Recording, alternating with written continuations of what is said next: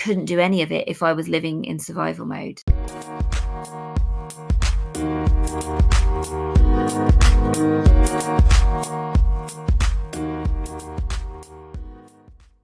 Welcome to another episode, and I am excited / a bit nervous about this one because it's been one of my most recommended podcast episodes, and so I know that it's wanted, but I want to just add a few disclaimers in at the beginning, and those are that, number one, my children, I've got twins who are 3 years old, so I've only been a parent for 3 years.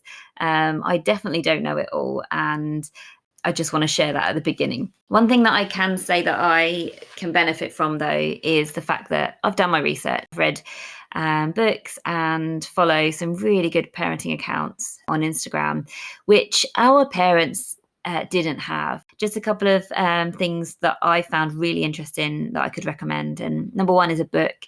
It's The Book You Wish Your Parents Had Read. Okay, that's the actual title. The Book You Wish Your Parents Had Read by Phillipa Perry. And an Instagram account that I think is absolutely brilliant is at Dr. Becky at Good Inside. I'll pop it in the show notes. And I've found those two things really helpful in the way that I parent my twins. The second thing that I have the benefit of is the knowledge of the brain, and through my work with clients, I can see things that have happened in people's childhoods that mean what life is like for them as an adult, whether that's anxiety or low self-worth, all these kind of things. So I've tried my absolute hardest to parent the very best that I can with what I know. So without further ado, I just want to share 10 things that I do as a mum, which I hope you find helpful. Number one, boundaries. I'm firm and consistent with boundaries. And when I'm giving these things, by the way, I'm going to back them up with knowledge of the brain and things like that. So it's not just me just spouting what I do. It's backed up by reasoning. It is human nature to push boundaries. We all do it, and it is an innate thing. And so children push boundaries. And I know that from having been a teacher in a classroom, that, you know, a lot of experience in the classroom before becoming a parent, you know, I practiced being firm and consistent. And children need to know that they are safe. And the way that they can consistently feel safe is through boundaries. And you can choose where you put your boundaries. But if you find it hard to put in a boundary, just know that a child will push and push and push until they find the boundary. So you can make life a lot easier for yourself if you practice putting in boundaries where it feels better to, rather than having your child push, push, push, and then you lose it because they're just being ridiculous. All they're doing is pushing to find a boundary. So it's your job as a parent to put those boundaries in where you choose to. And the reason it's really, really key to have boundaries and to be firm and consistent with them is that, well, number one, the child needs to know that they're safe, but also when you set a boundary, you need to be consistent with it. You can't sort of one day say one thing and then another day say another thing, because you're just making life so much harder for yourself. When you choose a boundary, stick by it, even if you regret it a little bit. If you say you're going to do something and then you don't follow through, you make life so much harder for yourself because the child just doesn't know where they stand. So be firm and consistent and say what you mean and mean what you say is probably one of my number one tips, because it can take a long time for a child to respect a particular boundary but keep going with it. And once they know that you always say what you mean and mean what you say, then it gets easier because they know that it's consistently, you know, when mum or dad says no, they mean no. And it can feel really hard and take forever to get to that point, but you will get there eventually, as long as you're firm and consistent with those boundaries. And I really want to add in here that most communication is non-verbal. So children know when you are unsure about what you're saying. So try to really be confident, state your boundary with confidence. And my next thing is going to be relevant here as well, because you can do it in a loving way. You can absolutely set a boundary in a loving way. and support the child through that. And like I said, my girls are 3 years old. They cannot manage their emotions. And so what is important, I think, is to validate their feelings, because if you put a boundary in place, your child's not going to like that. They're going to express some very big emotions. They're going to get really, really angry potentially, but they can't manage that. Basically, if you've been listening to my podcast and you know what I mean by in their primitive brain, they go into fight or flight and they can't regulate their emotions. So they need you to help them with that. And one of the best ways I've found is to validate the feelings. Okay. So just an example, one of my girls loves butter and she would put a whole tub of butter on her toast if she could. And obviously that's not good. So I will put the boundary in place and I say, that's enough. And she won't like it, but it's my choice to say that's enough butter. Otherwise she put the whole tub on. And she will get angry and that's fine. But how I then validate her feelings is to just say, I know it's really, really hard when mummy says no. And it's really hard when you want something and you can't have it. And it's key here to try and say it with as much feeling as possible so that they feel that you are empathizing with them. You're on the same team as your child.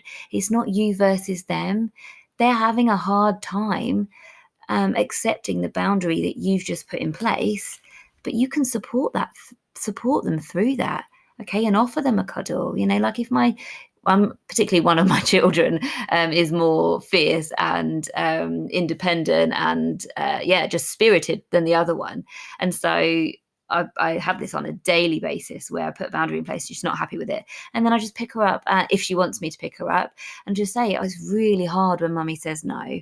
And that's just it. It's just about validating their feelings, whatever those feelings are. Another example is if they think they've hurt themselves and you know that they're just pretending, but what they're wanting there is connection. So go with it, empathize with it, and just try and see the world through their eyes. And therefore you can find it so much easier to validate their feelings all the time. Because when your child has every feeling validated, they learn that any feeling is okay. And that is the key to having a child that's going to grow up knowing who they are and trusting all of their feelings and being safe in a world, safe with themselves in a world that is going to be full of disappointment and all of, adult life. They will be set up the best they could possibly be for adult life when they have their feelings validated as a child. Okay. Next one. This is really, really important to me. For toddlers anyway, as I said before, I've only got toddlers. I don't know past this. But there's also always a reason, actually. So there is no such thing as a naughty toddler. Okay. Same for older children. There's always a reason behind the behaviour. But for toddlers, there's no such thing as naughty behaviour or manipulative behaviour. Your child has not got the mental maturity to be manipulative. Your child is just always doing what has worked for them in the past. Okay. So an example of that, if your child gets positive recognition for having done something responsible, then they will want to do that again. So that's where positively recognizing things that you want more of is really, really good. And rather than saying well done, say thank you for doing that, rather than well done. And it just makes them feel that they're a person in the world, rather than like, have to do well to get praise. You build that intrinsic motivation rather than wanting to do things for praise when you thank them rather than saying well done, obviously in the right context. And also with the issue of looking at your child and thinking that they're naughty, there is no such thing as a naughty toddler. And when if I see my child through the eyes of somebody who doesn't think the same as me, when one of them looks like they're being naughty, my perspective is, no, they are not being naughty. They are dysregulated. Okay.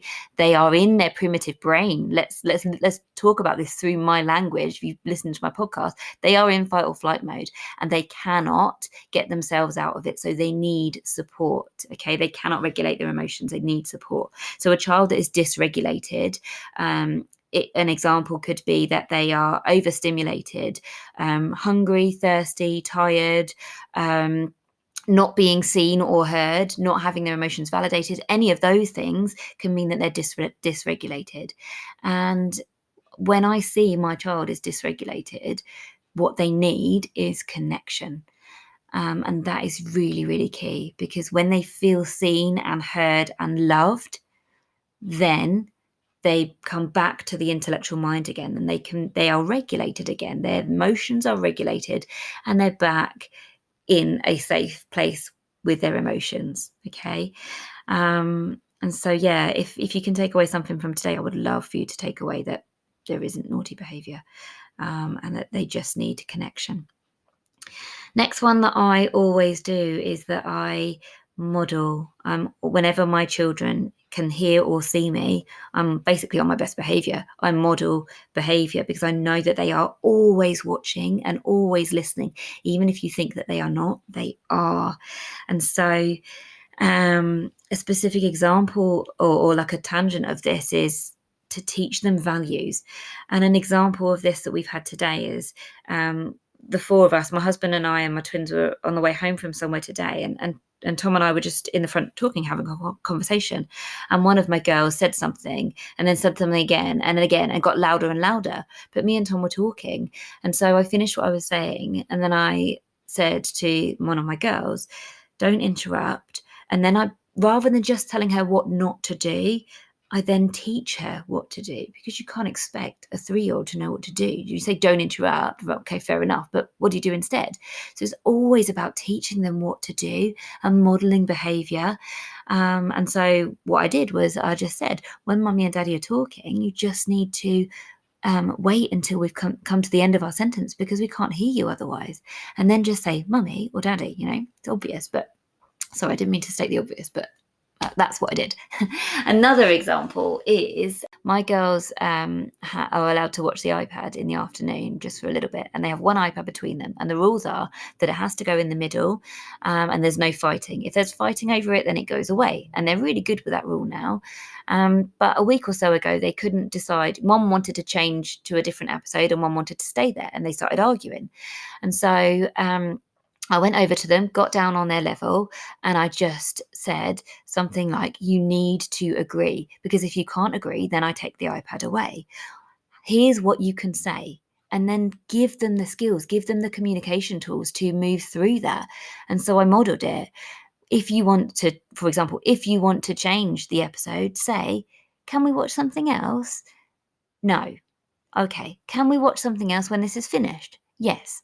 And then, so what's really, really cute, because they're the same age, and I've done loads and loads of this modeling kind of thing, is hearing them practice the things that I've taught them. And it's really, really sweet, even down to the most simple thing, that whenever they say thank you, the other one goes, "You're welcome." and if they don't, they remind us, "Say you're welcome," that kind of really cute thing. But yeah, just teaching the communication that you want them to have, and don't expect them to know it. Next one, always look for the best in your child. Always look for the best, because our brains are wired for negativity, and we always find it easier to spot the negative over the positive. But when you can keep a really positive atmosphere and a really positive balance with your child or your children, then things are so much more harmonious. So look for the things that they are doing right, and thank them for doing the things that they're doing right. And if you do need to remind them of a rule or something, keep the tone light, and try to sandwich it in with positivity, okay, so that the atmosphere stays light, okay, because things can get very hard very quickly if it's like boom, negative, and then it can spiral. So just try and keep the tone light. You can still be very firm and consistent with your boundaries, but you can say things in a loving way. I would love to do a follow-up episode on this. So please let me know any questions that you have got that have come up from listening to this episode, or any questions that you've got about parenting in general, whether you've got like older children or whatever. I would love to give my sort of knowledge from, my brain-based type knowledge as a solution-focused hypnotherapist. Love to do a follow-up episode answering any questions that you do have. So do let me know over on Instagram or on email. Everything that you need is in the show notes. So I want to finish this episode just with some top tips then for you as a mum or a dad listening to this. Number one, as a parent, it's really, really key for you to look after your own mental health, because all of those tips that I've just given, I couldn't do any of it if I was living in survival mode. So yeah, if you would like to be able to do the things that I'm doing, but actually you're struggling yourself, then go and listen to more of my episodes and do what you need to do to look after your own mental health, because that's really, really important. Another tip that I would like to just add is if you have your own mental health issues, whether that is something like anxiety or anything, would be to heal yourself, because everybody, when they come out of childhood, is damaged to a certain degree. Okay. Because you can't not be. If you go and listen to my Your Amazing Subconscious Mind episode, you will see what I mean by this. Our beliefs are formed early on in childhood. And so you can't get through childhood without taking on some unhelpful beliefs at some stage. But the more you can do to heal yourself as a parent from any issues that you've experienced. And I want you to know that everybody needs healing work to some degree. Everybody has things to heal from. And so, yeah, many of my clients I work with, when we have the discovery call, part of the discovery call, or what is mentioned in the discovery call, is that if they're a parent, they do not want to be passing their problems on to their children, whether that is anger management or anxiety, unhelpful coping mechanisms, any of that. And my work through helping adults to heal themselves through my Change Your Life program, that does have a big difference for them as parents, because most of our communication is non-verbal. So you cannot help but pass on your same problems to your children if you are struggling. For example, if you are triggered by your child's behavior, or you have, well, basically anything, any mental health issues, it's very hard not to pass them on to your child, because of the fact that most of our communication is non-verbal. And just one thing, actually, before I finish, is another bit of advice for you as a parent, and is to be very aware about the things that you say. As I said earlier, your child is always listening. So, for example, if you have any hang-ups about your body, any body image issues, or any issues around your relationship with food, just make sure that you don't talk about those issues in front of your child, unless you are very sure that the things that are coming out of your mouth are positive, because otherwise you are going to be passing on your body hang-ups, your food issues to your child. They will take on those beliefs that they are not good enough, or they don't love themselves when they look in the mirror, they don't like what they see, all of those kind of things. And there's lots of different types of issues that we can pass on, but those are just two things that sprung to mind. So I really hope that has been helpful to you. I just wanted to share what I do. As I said before, I don't know it all. I am not perfect. But I do try my very best, and I really hope that some of the things that I've said have helped you in some way today. So thank you very much for listening. I would love to know any feedback that you have, or if you've got any questions about anything that I've shared, or would like to ask a question for a follow-up episode I'm going to do on parenting, then I would love to hear from you. My DMs are always open over on Instagram at Believe and Achieve with Jenna, or you can find me on Facebook or LinkedIn, or email me. All of the information that you need is in the show notes. Thank you so much for listening, and I will speak to you next week.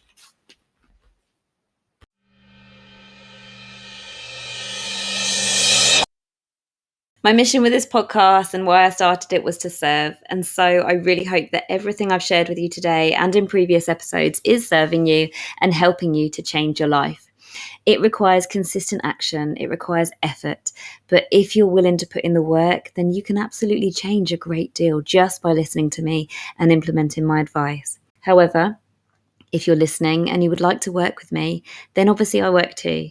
I do solution focused hypnotherapy and much more. And my program is called Change Your Life. And it's a program that I'm really proud of. So if you're interested in this and would like some more information about how it works and whether it would be right for you, then do get in touch with me via the information in the show notes. Thanks again for listening. And if you enjoyed this episode, I would love for you to share it with a friend or stick it up on stories on Instagram and tag me at Believe and Achieve with Jenna. See you next week.